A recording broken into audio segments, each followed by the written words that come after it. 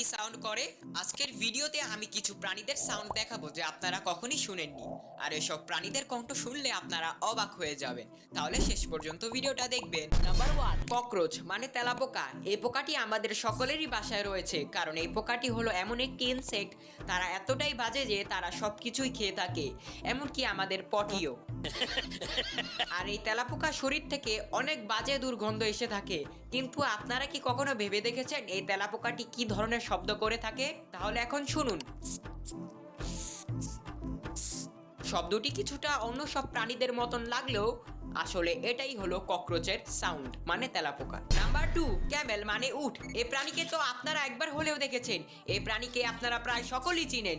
এই উট প্রাণীটি মরুভূমিতে খুব সহজেই থাকতে পারে, কারণ এই প্রাণীটি 15 মিনিটে প্রায় এক চুমুকে 100 লিটার পর্যন্ত পানি খেয়ে থাকে। আর এই পানিগুলো উটের শরীরে থাকা বিশেষ ধরনের ব্লাড স্ট্রিমে জমে থাকে, যা উটকে মরুভূমিতে খুব সহজেই পানি ছাড়া বেঁচে থাকতে সাহায্য করে। কিন্তু আপনারা কি কখনো ভেবে দেখেছেন উট কি ধরনের শব্দ করে থাকে? তাহলে এখন শুনুন।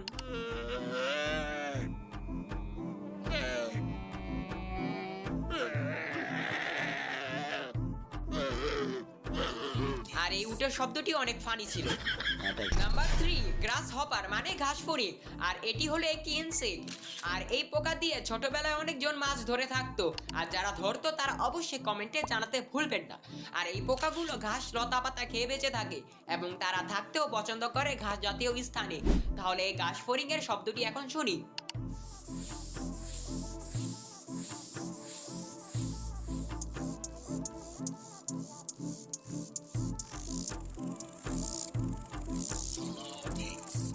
আর এই শব্দগুলো ঘাসফড়িং করে থাকে রাতের বেলা।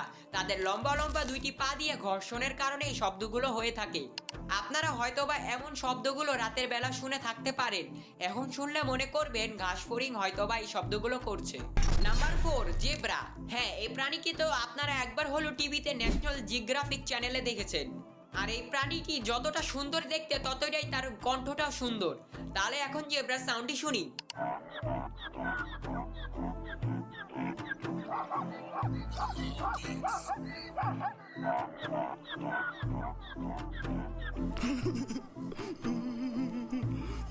জেব্রার কণ্ঠটি পুরোপুরি গাধার মতন। আর এখন আমি কি বলবো, জেব্রার সাউন্ড গাধা চুরি করেছে নাকি গাধার সাউন্ড জেব্রা চুরি করেছে?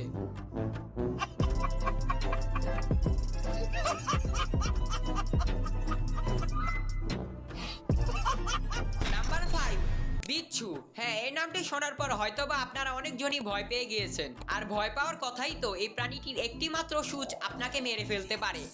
আর এই বিচ্ছুকে ইংরেজিতে বলে স্করপাইন্স। স্করপাইন্স মানে বিচ্ছু। আর এই প্রাণীগুলোকে সচরাচর দেখা যায় না, কারণ এরা ডেজার্ট এরিয়া থাকতে পছন্দ করে। তাহলে এখন বিচ্ছুর শব্দটি শুনি। এই শব্দগুলো বিচ্ছু যখন আক্রমণাত্মক অবস্থায় থেকে থাকে তখন করে থাকে। নাম্বার 6, ক্রোকোডাইল মানে কুমির। এই নামটি শোনার পর মাথায় প্রথমে আসে হিংস্র একটি প্রাণী।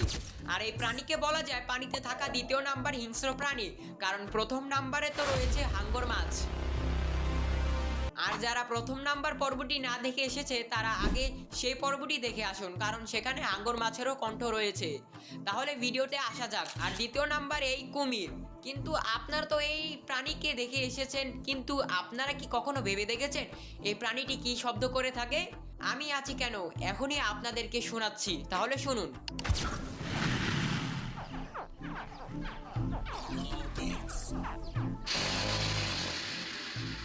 এই হিংস্র প্রাণীকে দেখতে যতটা হিংস্র তার থেকে বেশি ফানি ছিল তার শব্দ। আপনারা একমত থাকলে অবশ্যই কমেন্টে জানাবেন। Number 7, puffer fish. এটি হলো একটি মাছ যেটি কিছুটা হিংস্র প্রকৃতির, কারণ তার শরীরে টাচ করলে এই মাছটি ফুলে তার শরীরে থাকা কাঁটাগুলো বের হয়ে যায়। আর এটা শুনে নিন, তার শরীরে থাকা কাঁটাগুলো অনেকটাই বিষাক্ত, যা একটি মানুষকে মেরে ফেলার জন্য যথেষ্ট। আর এই প্রাণীকে আপনাদের নতুন লাগলেও কিন্তু যারা মাইনক্রাফট খেলে থাকে তাদের জন্য একটি কমন ফিশ। আর এই মাছগুলো গভীর সমুদ্রে থেকে থাকে। তাহলে এখন এই পুফার ফিশ এই মাছটির শব্দটি শুনে আসি। বুঝলাম না, আজকের যতগুলো প্রাণীর শব্দ শুনেছি তা বেশিরভাগই ছিল ফানি। নাম্বার 8, সজারু। এ প্রাণীকে বাংলায় বলে সজারু এবং ইংরেজিতে বলে প্রকিউপাইন। এই প্রাণীকে যতটা ভালো লাগছে এই প্রাণীটা ততটা ভালো নয়, কারণ এই প্রাণীটির সামনে যদি কোনো মানুষ ভুলেও চলে যায়, তাহলে আমি একটু এক্সপ্লেন করে দেই। আপনার শরীরে যদি হাজারো সুই গেঁথে যায় তাহলে কি ব্যথাটা হবে আপনার সাথে, তেমনি এই প্রাণীটির সামনে আপনি যদি যান, তার শরীরে থাকা কাঁটাগুলো আপনার উপর ছুঁড়ে ফেলবে এই প্রাণীটি। তবে এই প্রাণীটি সচরাচর এই হিংস্রত্বটা দেখায় না। যখন এই প্রাণীটি বুঝতে পারে সামনের মানুষটি তার জন্য বিপদ, তখনই সে আক্রমণাত্মক করে ফেলে। তাহলে আমরা এই সজারু প্রাণীটির শব্দ এখন শুনি।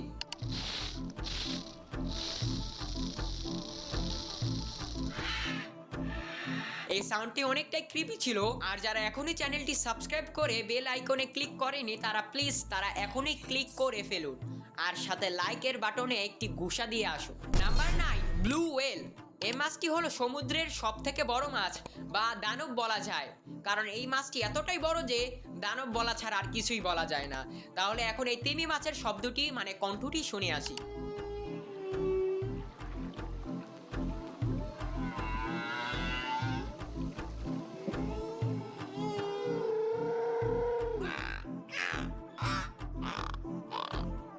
এই সাউন্ডটি বলা যায় কিছুটা ভয়ানক ছিল আর কিছুটা ফানি ছিল। Number 10, octopus. এই প্রাণীটি অনেকটাই অদ্ভুত, কারণ এই প্রাণীটির খুব ক্ষুদ্র ক্ষুদ্র স্থান দিয়ে বের হয়ে যেতে পারে। এমনকি এই প্রাণীটির খুব বড় বড় জাত রয়েছে, যাকে সমুদ্রের একবারে তলদেশে বসবাস করে থাকে। তাহলে আমরা এখন এই অক্টোপাসের সাউন্ডটি শুনে আসি।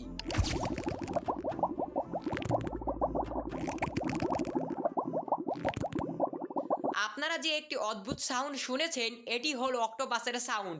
হ্যাঁ, ভিডিও শেষ। ভিডিওটা ভালো লাগলে একটি লাইক আর সাবস্ক্রাইব করতে ভুলবেন না।